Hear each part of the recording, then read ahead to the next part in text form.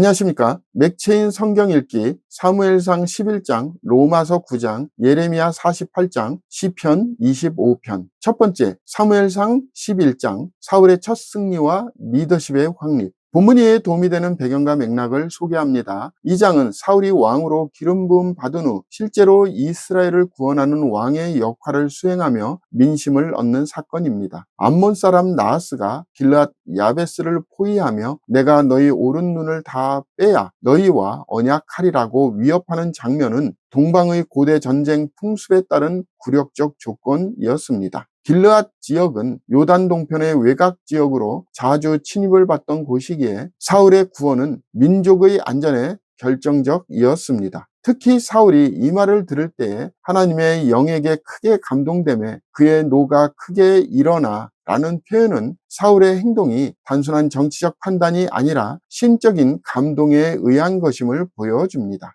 본문의 중요 구절을 소개합니다. 사무엘상 11장 6절 7절. 사울이 이 말을 들을 때 하나님의 영에게 크게 감동되며 그의 노가 크게 일어나 한 결의의 소를 잡아 각을 뜨고 전령들의 손으로 그것을 이스라엘 모든 지역에 두루 보내어 이르되 누구든지 나와서 사울과 사무엘을 따르지 아니하면 그의 소들도 이와 같이 하리라 하였더니 여호와의 두려움이 백성에게 임하매 그들이 한 사람같이 나온지라. 본문을 적용하는 데 도움이 되는 가이드라인입니다. 오늘날 우리는 위기의 순간마다 하나님의 영에 민감하게 반응해야 할 책임이 있습니다. 리더십은 자리에 있는 것이 아니라 위기에서 드러나며 성령의 감동 없이 리더십은 쉽게 사람을 두려워하게 됩니다. 우리가 맡은 자리가 작든 크든 간에 하나님의 뜻에 따라 순종하는 결단이 공동체를 살릴 수 있습니다. 사울처럼 즉각적인 순종과 믿음의 행동이 하나님의 구원을 이루는 통로가 됩니다.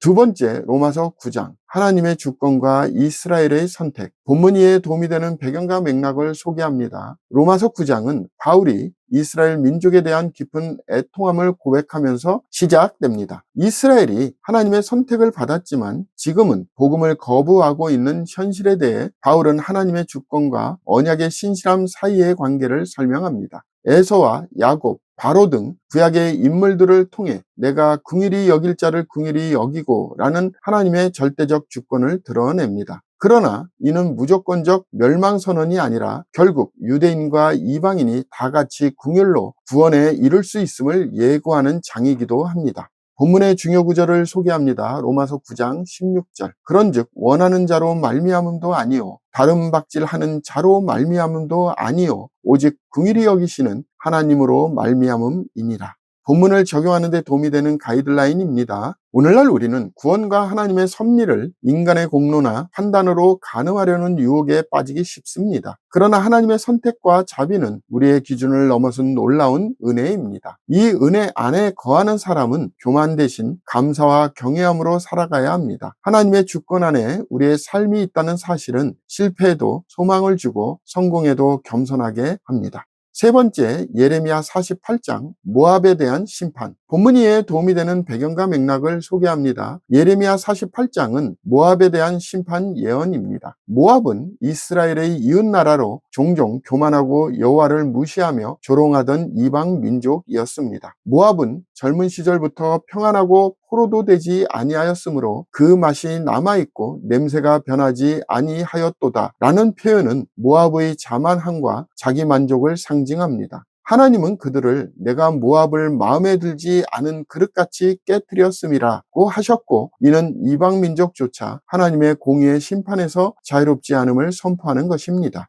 본문의 중요 구절을 소개합니다. 예레미야 48장 11절. 모압은 젊은 시절부터 평안하고 포로도 되지 아니하였으므로 마치 술이 그 찢기 위에 있고 이 그릇에서 저 그릇으로 옮기지 않음 같아서 그 맛이 남아있고 냄새가 변하지 아니하였도다. 본문을 적용하는 데 도움이 되는 가이드라인입니다. 오늘날 우리는 안일함과 자기만족 속에 숨어 하나님의 경고에 귀를 닫는 경향이 있습니다. 모압처럼 변함없는 신앙은 결국 무너지는 길로 이끕니다. 하나님은 회개를 미루는 교만을 미워하시며 결국 공의를 심판하십니다. 우리는 오늘도 말씀 앞에 자기를 돌아보는 겸손한 태도가 필요합니다. 오늘의 마지막 본문 시편 25편 회개의 기도와 인도하심을 구하는 믿음. 본문 이해에 도움이 되는 배경과 맥락을 소개합니다. 다윗의 시인 이 시편은 고난 중에 하나님의 인도와 용서를 구하는 회개의 시입니다. 반복적으로 주의 도를 내게 보이시고 주의 인자하심을 따라 주께서 나를 기억하시되 라고 간구하는 구조는 개인적인 죄와 고통을 하나님께 의탁하는 깊은 신뢰를 드러냅니다. 내가 종일 주를 기다리나이다 라는 표현처럼 이 시는 고난 속에서 신자의 소망이 어디에 있어야 하는지를 분명히 가르쳐 줍니다. 본문의 중요 구절을 소개합니다. 시편 25편 3절 4절 주를 바라는 자들은 수치를 당하지 아니하려니와 까닭 없이 속이는 자들은 수치를 당하리이다. 여호와여 주의 도를 내게 보이시고 주의 길을 내게 가르치소서. 본문을 적용하는 데 도움이 되는 가이드라인입니다. 오늘날 우리는 삶의 방향과 의미를 잃기 쉬운 시대를 살고 있습니다. 하지만 하나님의 말씀은 여전히 우리의 발을 비추는 등불이며 그 길은 주의 긍휼을 구하는 회개로 시작됩니다. 회개의 삶은 실패한 인생을 다시 세우고 하나님의 뜻을 따라 걷게 합니다. 신자는 매일 하나님의 인도하심을 간구하며 그 길 위에 서 있어야 합니다. 감사합니다.